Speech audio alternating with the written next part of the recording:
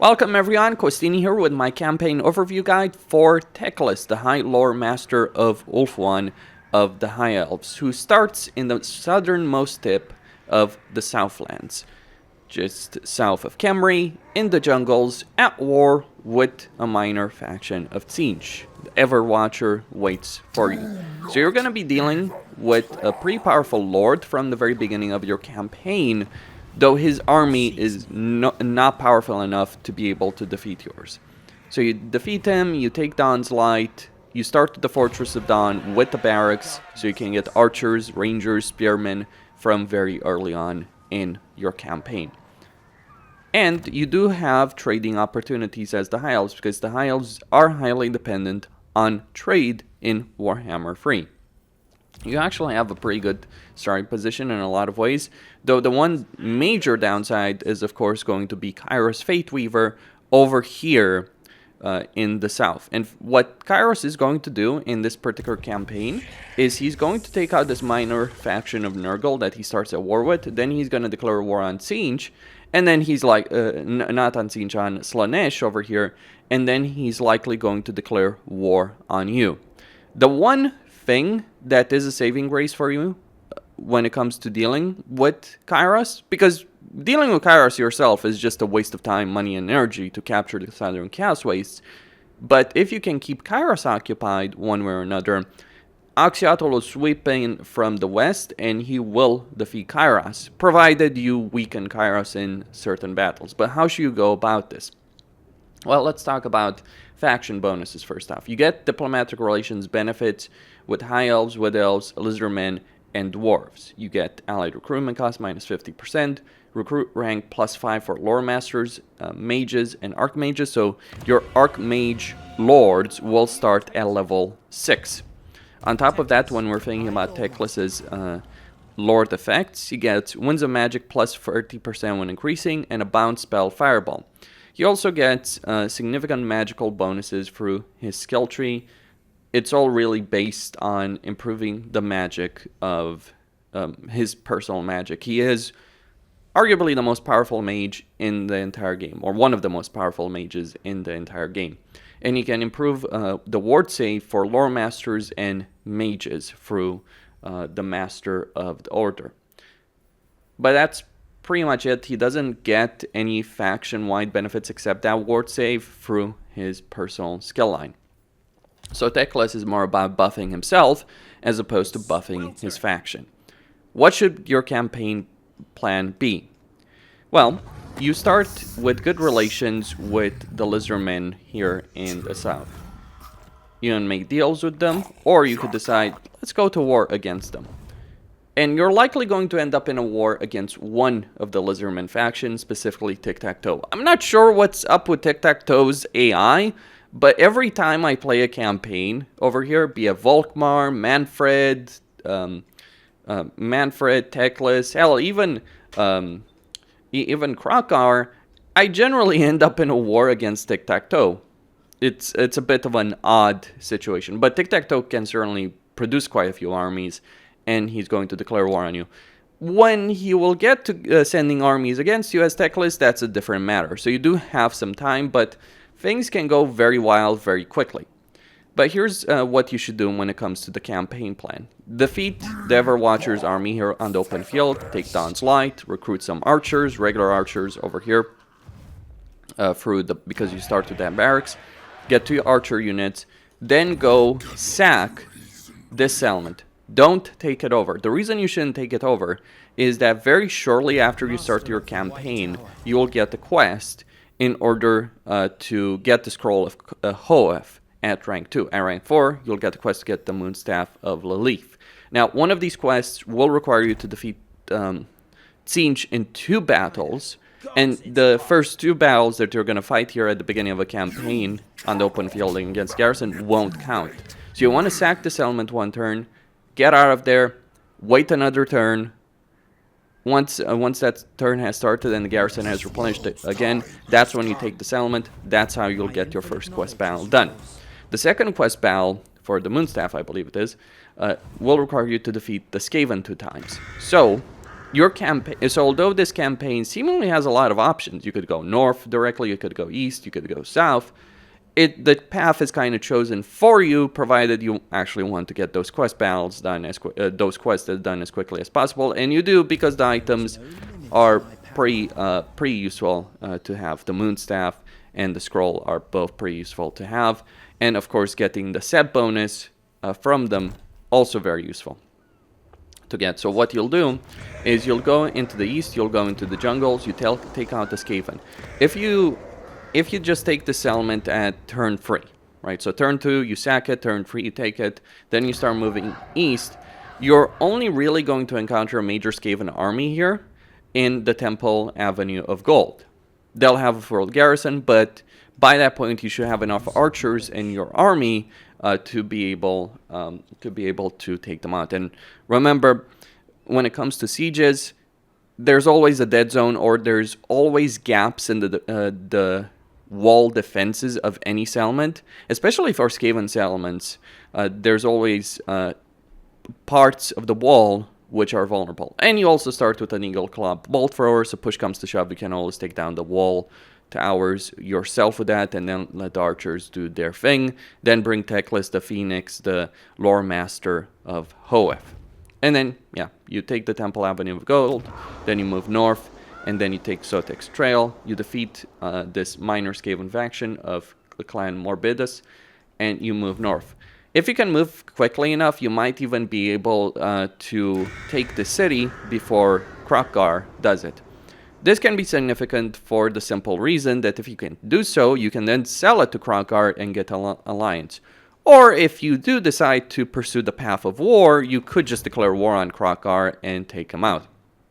At this point, you do have choices.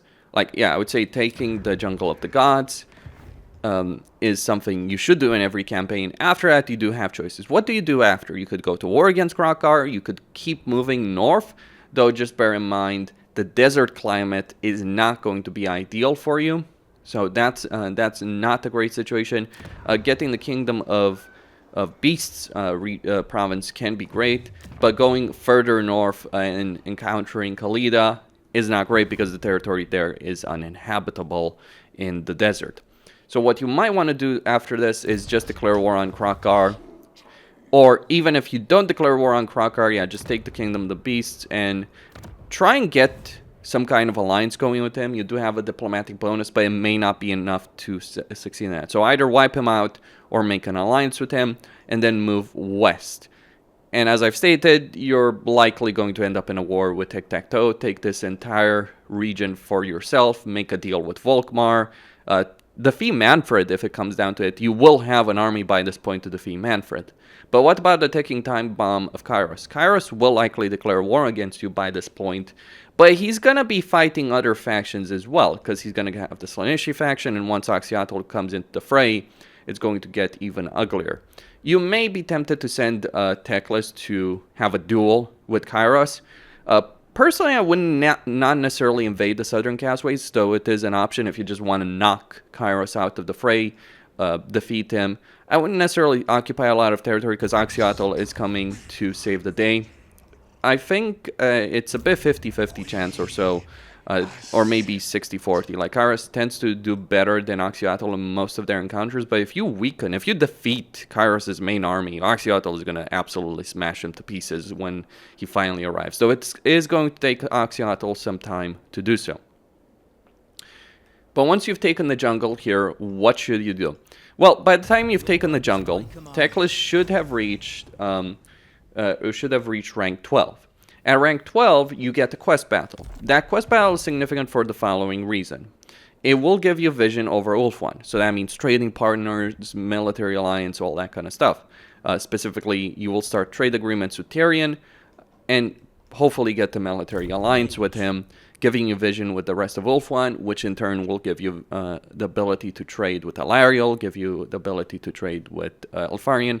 Or alternatively, you could just make a trade agreement with Tyrion, then make one with Illyrian, provided they're not at war with Alariel or with Tyrion, maybe one with Terranok, and get more options going. Once you make trade agreements with Alariel, Tyrion, and Elfarion, your economy is going to go significantly higher. What about this minor faction of Lizardmen over here in the southern jungles? What should you do with them? Well, you can certainly make an alliance, military alliance with them if you so desire. You have enough good you have enough good relations with them to be able to get an agreement going from the very start of your campaign, and they might provide a useful trading partner, which is something that's important for the elves, because the elves can generate a good amount of income from trade. Though you do need trade resources, you need to get to your main economic buildings to get elven trinkets, but they can be a useful trading partner. Or you could just decide to wipe them out. There's quite a few choices when it comes to Teclis' campaign. In theory. In practice, because of the quest, you will always go to the jungles of the gods, take them over. But after that, you do have choices. Do you go after Kairos? Do you go after the Lizardmen? Do you go further north to the border with Khalida? Do you take the entirety of the jungles? Those are all choices. Eventually, you should deal with all of these one way or another. If you can make an alliance with Krogar, that's pretty great. He'll help you stabilize things in this area of the map. What should you do after? Well, Camry and Araby are out of the question because they're uninhabitable. Much of the territory here is out of the question. What you may want to do is actually head over to Lustria. Oh yes, Teclis is coming back to Lustria. But the reason you should do so is, of course, that Lustria has a lot of territory that is suitable for you as jungle climate. Or you could decide to take the significant trip for Ulthuan. Looking at the campaign victory conditions, let's just look at the situation. Your short-term campaign victory conditions are to basically wipe out Kairos and the minor factions of Skaven and the minor siege faction over here. Your long campaign victory condition, however, is to actually go to Lustria and take over this territory. So one way or another, you are going to go back to Lustria if you want to win your campaign. And you're likely going to end up in a war with the Lizardmen factions. Unless you absolutely rush Lustria, there's zero chance that by the time you arrive, the Skaven haven't been reduced into nothing. And by the way, that's a hard fight, fighting the cult of Sotek, Itza, and potentially Hexoatl. But it is a fight you can win. I would argue that, typically speaking, the High Elves have a better army than the Lizardmen. The problem, of course, that's going to be created if you do decide to pick that fight with the Lizardmen, with the cult of Sotek, is that Hexoatl is going to join in. The biggest problem, I would argue, for Teclis' campaign is the factions that lie here in the Southern Castways. Going to the Southern Castways is not a fun experience. You would rather not do it during the course of your campaign. Ideally, Hexoatl would take over this territory and you make a military alliance with him, but Hexoatl also has good relations with the cult of Sotek. So if you end up in a war with the cult of Sotek, it's quite likely that Hexoatl will join in the fray. Who knows, maybe you can play the diplomatic angle if you're careful, but you do need certain territory. Like, you might be able to take the Star Tower and the Volcanic Islands province quickly enough, maybe even the Mosquito Swamps quickly enough, if you're moving in a campaign swiftly. So, like, just taking the Jungle of the Gods, then going to beat up Kairos a bit, and then, yeah, moving into the western part of these jungles, and then setting sail for Lustria. Might be able to arrive in time. Though, generally speaking, Lord Skrolk and the minor Skaven factions that are here in the southern point of Lustria do tend to get wiped out very quickly.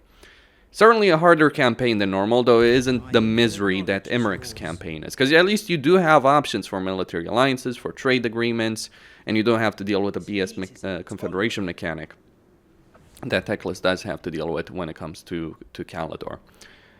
And that's all there is to say. Costin here, signing out. Don't forget to subscribe, like, enable notifications, and stay tuned for more.